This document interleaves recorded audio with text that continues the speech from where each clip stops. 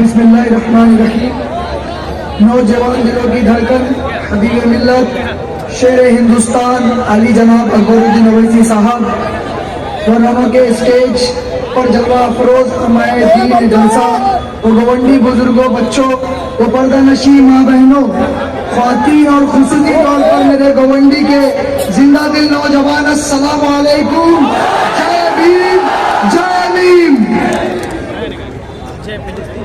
मैं आपका अपना अतीक खान, आपका अपना अतीक सर, इस मानखुर शिवाजी नगर असेंबली में रहने वाला, जो आज आपके बीच में इस स्टेज पर खड़ा है।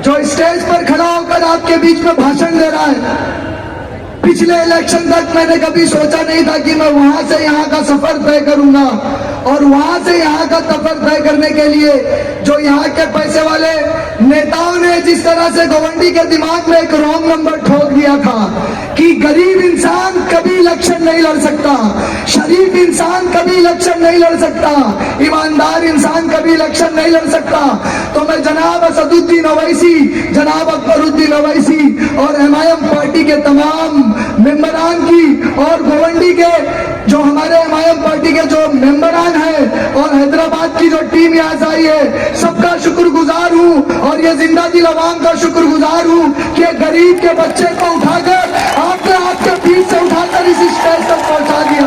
आप सब लोगों का मैं जोरदार शुक्रिया अदा करता हूँ। और आज ये वक्त आ गया है गवंडी को जवाब देने का। आज ये इलेक्शन नहीं है, आज ये इलेक्शन नहीं, आज ये गवंडी की इज्जत, और गवंडी को जो लोग जलील करते हैं कि गवंडी पैसे लेकर वोट देती है, गवंडी अपने वोटों का 200-500 रुपए पर बेच देती है। मानखुर शिवाजी नगर असेंबली का वोटर जो है वो बिकाऊ है। आज ये जिंदा दिल जनता बिना पैसों में आई हुई बता रही है कि गवंडी की जनता बिकाऊ नहीं है, तुम्हारी औकात नहीं है इनके वोटों को खरीदने की। आज ये गवंडी की जनता कसम खाकर घर से निकली कि गरीब एक हाफिज के बच्चे को उठाकर हम एमएलए बना देंगे, जो हमारा खादिम होगा, हमारा गुलाम होगा, 5 साल के लिए हमारी गुलामी करेगा, ना के अपने आप को एक लग्जरी कार में घूमेगा, उसकी कार की कांच नीचे नहीं उतरेगी और लग्जरी कार से हाथ दिखाते हुए चला जाएगा। लेकिन मानखुर असेंबली इस बार अपना एमएलए चुनने जा रही है उस नौजवान को जो आपके बीच में रहता है, जो पैदल चलता है, गली गली को, कूचे कूचे को जानता है, जो आपकी तकलीफों को बखूबी जानता है। आज मैं यहाँ पर कोई तकरीर नहीं करूंगा, मैं सिर्फ आप लोगों से बात करने के लिए आया हूं कि किस तरह से पैसे वाले उम्मीदवारों ने, इन धन्ना सेठों ने गवंडी के लोगों को, मानखुर शिवाजी नगर असेंबली के लोगों को ठगा है। मैं आपके सामने कुछ डेटा रखना चाहता हूं। चूंकि मेरा ताल्लुक इकोनॉमिक्स से भी है, मेरा ताल्लुक पॉलिटिकल साइंस से भी है, और मैं संविधान पढ़ाने वाला आदमी हूँ। डॉक्टर बाबा साहेब अम्बेडकर का जो संविधान लिखा गया है, मैंने सिर्फ उसको पढ़ा नहीं है, उसको अपनी अमली जिंदगी में लेकर आया है और मैं उसको सिखाता हूँ। और उसी संविधान के आर्टिकल 324 ने इलेक्शन कमीशन को बनाया ताकि लोग इलेक्शन के जरिए चुनकर आए और राजा बने, राजा का बेटा राजा ना बने। लेकिन यहाँ पर कुछ ऐसे नौजवान नेता हैं, कुछ ऐसे पॉलिटिशियन हैं जो अपनी सीट पर अपनी बेटी को लड़ाते हैं और यहाँ गरीबों को पैसा दिखाकर उनका वोट खरीदने के लिए चले आते हैं। तो इनको जवाब देने के लिए डॉक्टर बाबा साहब अम्बेडकर के दिए हुए संविधान के वास्ते में यहाँ पर खड़ा हूँ। अब मैं आपकी असेंबली के बारे में बता दूं, जो लोग बोलते हैं ना काम बोलता है। मेरी माँ, मेरी बहनों, आपके साथ कितनी ठगी की गई, मेरे भाइयों आपके साथ कितनी ठगी की गई, मैं उसको आपके सामने रखता हूं।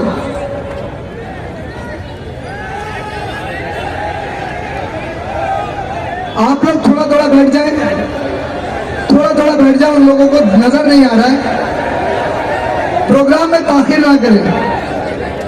आपके सामने जितने बाहरी नेता आ रहे हैं, आप अगर उनको सवाल पूछ ले, शायद अभी मैं बता दूं तो उनको भी पता चल जाए कि गोवंडी का जो इलाका है वो कितने स्क्वायर किलोमीटर में आता है, तो वो ये नहीं बता सकते वो आपकी असेंबली को क्या बदलेंगे। 32.5 स्क्वायर किलोमीटर का आपका इलाका है, जिसके अंदर 11% पूरी मुंबई के स्लम के लोग रहते हैं। 11% का इलाका है, और इस इलाके में अगर आप इलेक्शन कमीशन के हिसाब से देखेंगे तो 3-3.5 लाख वोटर्स हैं। अगर मुंबई पुलिस के रिकॉर्ड में देखेंगे तो 7.5 लाख की आबादी है, लेकिन यहाँ पर आबादी 12 लाख से भी ऊपर जा चुकी है। और ये 12.5 लाख की आबादी जो है किस तरह से आपको परेशान करती है वो देखिए। डेवलपमेंट के नाम पर किस तरह से आपको बेवकूफ बना गया। आपने कभी सोचा है इन्फेंट मोर्टालिटी रेट, यानी जो बच्चे पैदा होते हैं उनकी मौतें हो जाती हैं, अगर आप भिवंडी में देखेंगे तो 1000 बच्चों के बीच में 55 बच्चों की मौतें हो रही हैं। लेकिन गोवंडी छोड़कर अगर पूरे महाराष्ट्र स्टेट की बात करें तो सिर्फ 45 बच्चों की मौत होती है। आपकी गोवंडी के 55 बच्चे मरते पैदा होते साथ। ये डेवलपमेंट दिया है आपको यहाँ के नेताओं ने, पैसे वाले नेताओं ने। अगर आप लाइफ एक्सपेक्टेंसी रेशो की बात करें, एक आदमी कितना एवरेज साल यहाँ पर जीता है, तो आपको सुनकर हैरत होगी कि एक आदमी सिर्फ 39 साल एवरेज जीता यहाँ पर। लेकिन अगर आप पूरे महाराष्ट्र, पूरे मुंबई शहर की बात करेंगे तो 67 साल। और अगर आप रेलवे स्टेशन क्रॉस करके खाली ईस्ट में चले जाएं तो वहां के लोग भी 67 साल जीते हैं। लेकिन आपका नौजवान 39 साल 39 ईयर्स में मर जा रहा है। ये यहाँ का डेवलपमेंट हमारे बाहरी नेताओं ने दिया। और ये ऐसा इसलिए हो रहा है कि हमने कोलाबा वालों को, अंधेरी वालों को, कुर्ला वालों को नेता बना दिया, और वो अपनी लग्जरी कार में बैठकर आते हैं, अपनी एसी की ऑफिसेज में बैठ जाते हैं, वहां से बैठकर पूरा एडमिनिस्ट्रेशन का काम देखते हैं, फिर उसी लग्जरी कार में बैठ के कोलाबा, कुर्ला और अंधेरी के घरों में जाकर एसी चालू करके सो जाते हैं। लेकिन यहाँ की एसएमएस कंपनी का धुआं हम फाक रहे हैं, डंपिंग ग्राउंड का जो स्मेल आ रहा है, मिथेन आ रही है, वो हम फाक रहे हैं। यहाँ बगल में आपके सीमेंट फैक्ट्री है, उसको हम फाक रहे हैं। यहाँ का प्रदूषण, यहाँ का जो प्रदूषण हो गया, एनवायरमेंट खराब हो गया, उसको हम जूझ रहे हैं, जिस वजह से यहाँ के नौजवानों को हार्ट अटैक, कैंसर जैसी बीमारियां और टीबी का हॉटस्पॉट बना बैठा है। फिर भी यहाँ के नेता बोलते हैं कि काम बोलता है। आप अपना हाथ उठाकर बोलिए, आप अपना हाथ उठाकर बोलिए कि आपको अपना लोकल आमदार चाहिए या नहीं चाहिए। अगर चाहिए तो हाथ उठाकर जवाब दीजिए। बहुत शुक्रिया। इस असेंबली के अंदर आपको जानकर बड़ी हैरत होगी कि 11.2% लोग ऐसे हैं जिनको खाना अवेलेबल नहीं है 2 टाइम का। 11.2% लोग ऐसे हैं जिनको 2 वक्त की रोटी मैसर नहीं है। यह डेवलपमेंट यहाँ पर हुआ है। 65% रेगुलर हंगर यहाँ पर है। और अगर मैं औरतों की बात करूं, मेरी माँ बहनों, पर्दानशी माँ बहनों, देखो आप लोगों को किस तरह से ये बड़े बड़े नेताओं ने बेवकूफ बनाया है। पब्लिक लैट्रीन, जिसे हम यहाँ पर आम भाषा में बाथरूम बोलते हैं, बाथरूम का ये हाल है। आपको बाथरूमों की बिल्डिंग दिखती है ना, बनी हुई है, आपको वो बिल्डिंगें दिखाकर बोलते देखिए हमने बना दिया, लेकिन वो सारी बिल्डिंगें बंद है। और आपको अगर मैं बता दूं तो 145 लोग एक टॉयलेट सीट इस्तेमाल करते हैं गोवंडी में, ये डेटा बोल रहा है। 145 लोग एक बाथरूम की सीट को इस्तेमाल करते हैं, और जनरली कितना है 25। आपके गोवंडी को छोड़कर बाहर के लोग एक टॉयलेट सीट को 25 लोग इस्तेमाल करते हैं, लेकिन एक दिन में एक पब्लिक टॉयलेट को, एक सीट को 145 लोग इस्तेमाल कर रहे हैं। ये डेवलपमेंट प्लान आपके एमएलए ने आपको दिया था। आज वही डेवलपमेंट प्लान को बदलकर आप मुझे लेकर आएंगे तो मैं जितनी बाथरूम बंद है सारे बाथरूमों को खुलवा दूंगा। सारे बाथरूमों के ऊपर जो गुटखा के नशे बेचने के सामान कहे जा रहे हैं उनको डबल फ्लोर पर बनवा कर उसको चालू करवा कर दिया जाएगा। और मेरी माँ बहनों को जो परेशानी है, मेरे बहुत सारे भाइयों को भी ये परेशानी है। आज मैं मुद्दे पर बात करने आया हूं। बहुत सारे लोगों के यहाँ पर बाथरूम बने, उसको बेच दिया गया। एक पार्टी विशेष ने जिसने 15 साल राज किए, वो अपने दलालों को बेच दिए। और उन दलालों ने क्या किया, रात को 12 बजते ही उस बाथरूम के अंदर जो पब्लिक टॉयलेट है उसमें ताला लगा देते हैं और सुबह 5 बजे तक वो बंद रहता है। बंद रहता है या नहीं, हाथ उठाकर आप बोलिए। तो ये बाथरूम किसी के बाप का है? ये बाथरूम आपका है। वो ताला टूटना चाहिए या नहीं टूटना चाहिए? वो ताला टूटना चाहिए, इसलिए आप मुझे वोट दोगे। पहले दिन ही मैं उस ताले को तोड़ दूंगा अगर आप मुझे जिता कर देते हो। सारे बाथरूम 24/7 24 घंटे खुले रहेंगे, साफ पानी के साथ, सैनिटाइजेशन के साथ खुले रहेंगे अगर मुझे आप इलेक्शन जिताकर असेंबली में भेजने का काम करते हो तो।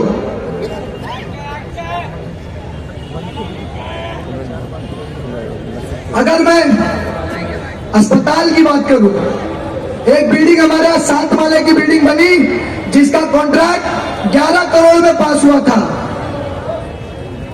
और बनते बनते 25 करोड़ रुपए खर्च हो गए। आप समझते हैं बखूबी, गोवंडी के लोग जानते हैं कि एक घर बनाने के लिए जो 10 लाख का उनका अपना घर है उसके अंदर कितनी दलाली देनी पड़ती है। कॉर्पोरेटर से लेकर एमएलए तक सब दलाली खा रहे हैं। खा रहे हैं नहीं खा रहे? आप हाथ उठाकर बोलिए। तो ये दलाली बंद होनी चाहिए नहीं होनी चाहिए? ये दलाली मैं बंद कराने का काम करूंगा। ये 7 माले का जो हॉस्पिटल बना, इस हॉस्पिटल को 25 करोड़ रुपए में बनाया गया और आपको बता दूं उसका उद्घाटन हर इलेक्शन में हुआ, कॉर्पोरेशन में भी हुआ, विधानसभा में भी हुआ और लोकसभा में भी हुआ। लेकिन पिछले हफ्ते जब मैं उस हॉस्पिटल के अंदर जाकर मैंने बात किया, आपने बड़े बड़े नेताओं को देखा वहां नारियल फोड़ते हैं, वहां बोलते मैंने ये ला दिया वो ला दिया। आज तक उस हॉस्पिटल का एस्टैब्लिशमेंट लेटर तक नहीं आया। मैं आपको बता दूं एस्टैब्लिशमेंट लेटर क्या होता है। एस्टैब्लिशमेंट लेटर वो होता है जैसे हॉस्पिटल बना उसके अंदर कितने डॉक्टर अपॉइंट होंगे, कितनी नर्सेज अपॉइंट होंगी, मेडिकल स्टाफ कौन होगा, नॉन मेडिकल स्टाफ कौन होगा, वार्ड बॉय कौन होगा, ये सारी चीजें तय की जाती है। उनकी पगार सैलरी कहां से डिस्पोज होगी, ये सारी चीजें तय की जाती है। फिर उस एस्टैब्लिशमेंट लेटर के बेसिस पर अस्पताल को खोला जाता है। लेकिन हमारे नाम निहाद मुस्लिम सेक्युलर लीडर मुसलमानों का वोट लेने के लिए इलेक्शन के पहले उसकी ओपनिंग करवाते हैं और पूरे 5 साल तक कोई फैसिलिटी नहीं मिलती है, फिर ओपनिंग करवाते हैं, फिर कोई फैसिलिटी नहीं देते हैं। और यहाँ अगर एक बच्ची को अगर प्रेगनेंसी का मसला है तो उसको घाट के ऊपर जाना पड़ता है, उसको चेंबूर जाना पड़ता है, साइन हॉस्पिटल में जाकर बेपर्दा होना पड़ता है। क्या हमारी माँ बहनों को इस हॉस्पिटल की जरूरत नहीं है? क्या एस्टैब्लिशमेंट लेटर की जरूरत नहीं है? ये एक दिन का काम है। एक दिन आप लिख लीजिए, आप मुझे जिस दिन असेंबली भेजेंगे एक दिन के अंदर एस्टैब्लिशमेंट लेटर लाकर गोवंडी की झोली में डाल देने का काम करने वाला हूं मैं इंशाअल्लाह। अगर औरतों की पढ़ाई की बात करूं, मैं बच्चियों की पढ़ाई की बात करूं तो 31% औरतें यहां पर 15 से 49 15 साल से 49 साल की औरतें जो है इलिटरेट हैं, उन्हें पढ़ाई करने का मौका नहीं मिला। और अगर पूरे मुंबई सिटी की बात करूं तो 90% लोग जो है लिटरेट हैं मुंबई सिटी के अंदर। मैं औरतों की बात कर रहा हूं। हमारी बच्चियों को पढ़ने का मौका क्यों नहीं मिल रहा? क्या हमारे एमएलए ने, पैसे वाले एमएलए ने जो अपनी बच्चियों को लंदन में पढ़ा रहे हैं, क्या गोवंडी मांगखुर्द के लोगों का वोट लेकर उनका यह हक नहीं बनता था कि वो हमारी बच्चियों से पूछे कि आप पढ़ क्यों नहीं पा रही हैं? क्यों नहीं पूछा उन्होंने?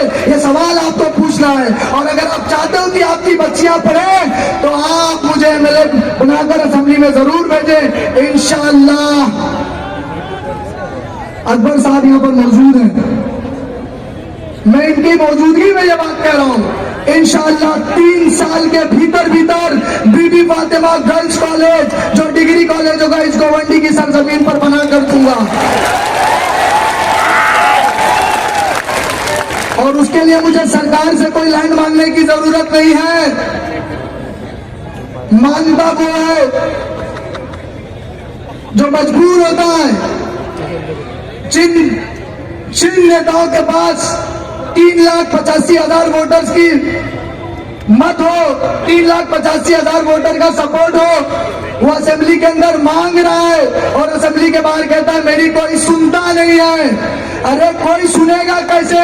तुझमें वो पावर ही नहीं है कि कोई सुने। अरे एक बार एमआईएम के इन शहरों को देखो, इन शहरों को देखो, हैदराबाद की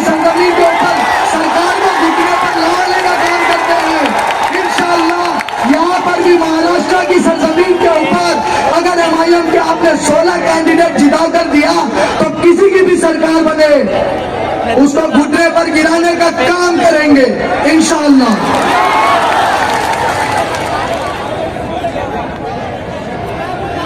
औरतों के साथ हैरेसमेंट का केस आ रहा है, बच्चियों के साथ हैरेसमेंट छेड़खानी के बहुत सारे केसेस आते हैं जो पुलिस स्टेशन तक पहुंचते हैं और आधे केस रजिस्टर्ड होते हैं और आधे नेता जो है वो सेटल कर देते हैं। होता है ना मेरी माँ बहनों के साथ। हाँ, तो नारी अदालत मानपुर शिवाजी नगर असेंबली में नारी अदालत क्यों नहीं है? नारी अदालत होना चाहिए, और अगर है तो मेरी माँ बहनों को किसने बताया क्यों नहीं कि ये नारी अदालत का एड्रेस है? आपको अगर छेड़खानी या हरासमेंट का कोई प्रोग्राम होता है, हरासमेंट की कोई अगर शिकायत होती है, तो आप नारी अदालत में जाए और नारी शक्ति के साथ इस हरासमेंट के केस को हैंडल करें।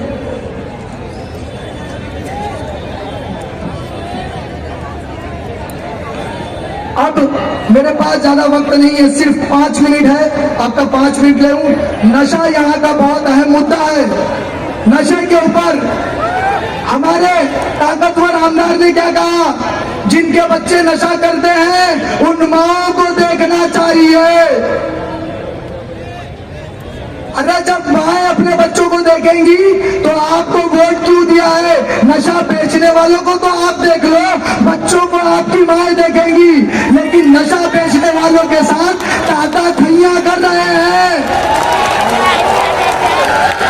ये जो 500,000 रुपए की नोटें बांटी जा रही है वोटों को खरीदने के लिए, ये नोटें नशा बेचने वालों के जेबों से आई है। अगर आप 500,000 रुपए लेकर उनको वोट देते हैं तो गोवंडी मानपुर शिवाजी नगर असेंबली के अंदर 5,000 से ज्यादा बच्चों की मौतें नशा करने की वजह से हुई। इन मौतों के जिम्मेदार आप होंगे और रोजे महशर के दिन आपका गला पकड़ लिया जाएगा। तो आप चाहते हैं कि नौजवान बच्चों की मौत की वजह आप बने, तो आपको इन्हें वोट नहीं करना है। रोड एक्सीडेंट अगर आप देखेंगे, रमलर नहीं है यहाँ पर, छोटा सा काम रमलर नहीं है।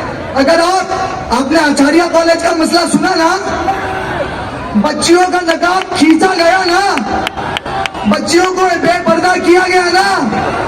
आपके ये दोनों एमएलए नवाब मलिक साहब भी और अबू हाशिम आजमी साहब भी इसी असेंबली के थे, बगल की असेंबली के थे, वहां बच्चियां जाती पढ़ने के लिए, दोनों की जबानें नहीं खुली। क्यों? वो इसलिए कि उनके कायद ने उन्हें मना कर रखा था। लेकिन आप मुझे असेंबली में भेजने का काम करेंगे तो मेरा कायद मुझे कान पकड़ कर बोलेगा, बच्चियों का नकाब उतारा जा रहा है, तुझे काम करना पड़ेगा। आप गुलाम कायद ना चुने, ऐसा कायद चुने जो आप लोगों के मसलों पर किसी दूसरे की इजाजत लेने की बजाय खुद जुर्रत करे और काम करे। आप लोगों के बीच में बहुत बड़ा मसला मैं डिस्कस करने जा रहा हूं। आपके घर 14 फीट के है ना, 14 फीट के ऊपर आपने बनाया।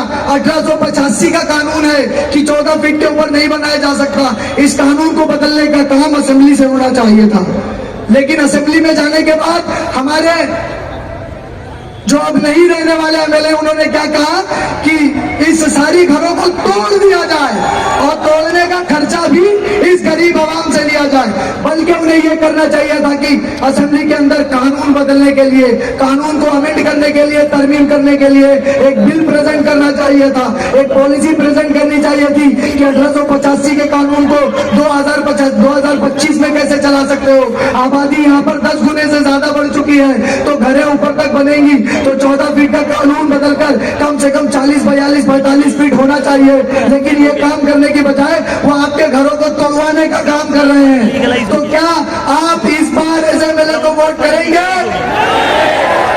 क्या आप मजलिस को वोट करेंगे जो आपके लिए 14 फीट के ऊपर का कानून बनाने जा रही है? और सबसे आखिर में मैं आपसे ये कहूंगा कि हमारे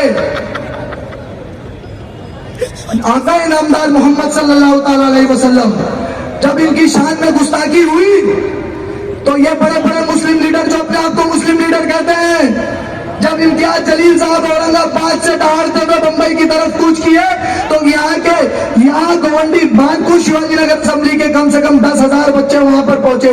क्या किसी एक बच्चे को आपके लीडर ने पानी पिलाया? नामूज़े रिसालत के नाम पर पानी नहीं पिलाना जानता, नामूज़े रिसालत के पैरोकार उनको वोट दे सकते हैं। इस बार वोट सिर्फ और सिर्फ एमआईएम को करें, मजलिस को करें। और आखिर में मैं अपनी बात यहाँ पर खत्म करते हुए सिर्फ आपसे एक रिक्वेस्ट करूंगा कि आज आपके बीच में एक गरीब का बच्चा, एक हाफिज का बच्चा, एक एजुकेशनिस्ट जो यहाँ के गरीब बच्चों को यूपीएससी एमपीएससी फ्री में पढ़ाता है, जो यहाँ के बच्चों को इल्म देता है, जिसके पास करोड़ों नहीं है, यहीं के 14 फीट घरों में रहता है, यहीं का पीला पानी पीता है, क्या आप इस गरीब के बच्चे की इज्जत रखेंगे? क्या आप जवाब देंगे कि गोवंडी गरीब को भी इलेक्शन जिताना जानती है? ये आपकी गैरत का सवाल है, वरना मैं हार गया तो लोग कहेंगे कि नवाब मलिक के 20 करोड़, अबू हाशिम आजमी के 50 करोड़ के आगे ये टिक नहीं पाया। अगर मैं हार गया तो आप हार गए, अगर मैं आप हार गया, आज अगर मैं हार गया तो आने वाले 5 सालों तक पूरी मुंबई की जनता, पूरे महाराष्ट्र की जनता, पूरे हिंदुस्तान की जनता कहेगी कि मानकुर शिवाजी नगर असेंबली में ईमानदार इंसान हार गया और पैसा जीत गया। तो आपको ये फैसला करना होगा, किसी ईमानदार इंसान को असेंबली भेजना है या पैसे वालों को भेजना है। किसी ईमानदार इंसान को जो आपका गुलाम बनने के लिए तैयार है उसको असेंबली भेजना है, या किसी पैसे वाले को असेंबली भेजना है जो आपका मालिक बनकर, आपका हाकिम बनकर आपके ऊपर हुक्म चलाए, आपको डराए धमकाए और आपके साथ गुंडागर्दी करे। आप बताइए किसे वोट करना चाहते हैं, पैसे वाले को या गरीब इंसान को? अगर आप गरीब इंसान को वोट करना चाहते हैं तो अपने दोनों हाथों को उल्टा करके कहें कि मैं वोट करूंगा इंशाल्लाह। तो आने वाली 20 तारीख को पतंग के निशान पर 6 नंबर का बटन दबाकर आप गोवंडी को जिता दें, गोवंडी के हर नौजवान, हर माँ, हर बहन को जिता दें। मैं आपके बीच से रुखसत लेता हूँ। अस्सलाम वालेकुम व रहमतुल्लाहि व बरकातहू। जय भीम, जय भीम। डॉक्टर बाबा साहब अम्बेडकर साहब।